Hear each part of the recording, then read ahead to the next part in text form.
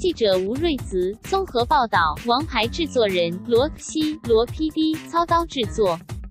聊戏真人秀《森林里的小屋》，找来男神苏志燮、女神朴信惠到小屋各自展开自给自足生活。才播出1集，朴信惠就已崩溃，割舍心爱。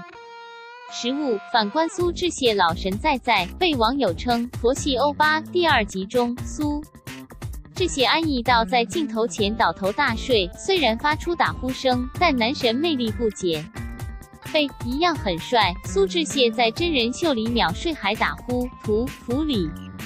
以影音提供，苏志燮在节目里挑战专心做一件事，还必须边说出自己正在做的动作，让他突然感到害羞，捂脸笑说：“我现在看起好好笑，我平常是不会自言自语的。”而另一项任务，要在没有任何3C设备干扰下，安静读书1个小时。他躺在椅子轻阅读，却在几分钟内进入睡眠模式，直接被镜头录下打呼声。爆笑的是，他曾被问说有没有1秒内后悔拍摄节目，他开玩笑回：1秒哪里够，是很后悔。朴信惠发挥女汉子实力，自己做衣架，弗里达。